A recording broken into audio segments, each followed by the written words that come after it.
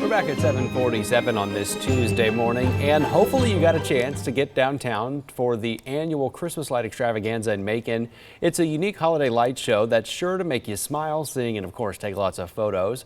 I found out how the Macon Pops brings the Christmas light to life with synchronized original holiday music.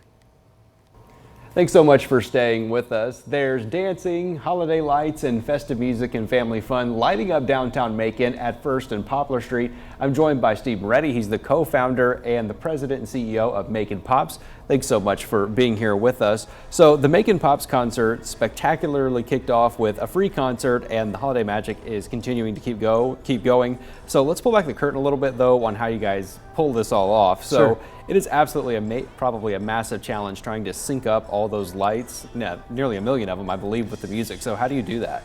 Well, first of all, thanks for having me. Second of all, Brian Nichols, who had the idea for the lights, is the one who programs the lights to our music, our original arrangements that we've produced and recorded right here in Macon, which is one thing that really makes this light show overall very unique. It's not a Spotify playlist or anything you're going to hear on the radio. These are our one-of-a-kind arrangements featuring local artists. So that's the most important part of it. The second part, so Brian, we will give Brian the songs, and he will program the lights, which takes anywhere from 15 to 24 hours of time to program.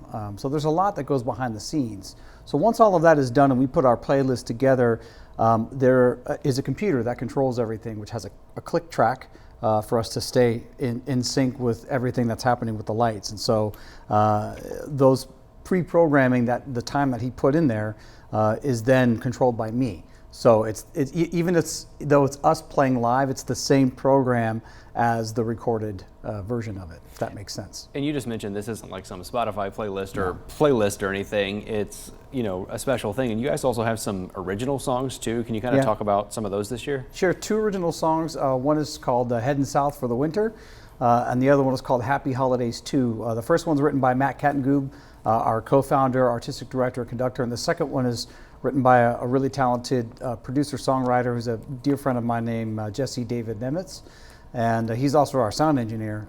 So we've integrated Heading South for the Winter a few years ago, but Happy Holidays made its debut last year. And then with that, we have our spin on favorite holiday classics that people love.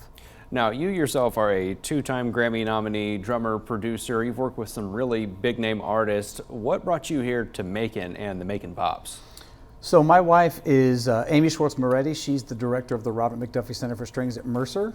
So she's the reason why that program is up and running and has been running for the last 20 years and is, bringing and attracting the top string players in the world, literally in the world, because they've got students from all over. So when she was offered the job, that brought me here, and then Matt and I had the idea of starting Macon Pops 13 seasons ago. And the show, it's free for everybody to come out and enjoy, but it also, of course, takes a lot of support and a lot of work to keep it going. So how can people get involved and support what you guys are doing every year? Well, thank you for saying that. I think a lot of people don't understand that, both with the lights and with the Pops, even though we're 50-50 partners, we're two separate organizations, and it takes a lot of resources to put everything together and to keep it free. So the best way I tell people, go to maconpops.com, click on the donate button, because that is our most expensive concert to produce, and there's zero revenue to offset that. And just, if I may, we generate $7.1 million, according to last year Visit Macon, over the 5 weeks. So that's a lot of money to our community, but we don't receive anything from that. So it's important for people to understand that if they want the concert to continue, which is the kickoff concert, and for us to continue to add music to this, it takes some support. So if people can get behind it, that would be great. Because I think people assume that we're getting a part of that money that's coming in, and we're not.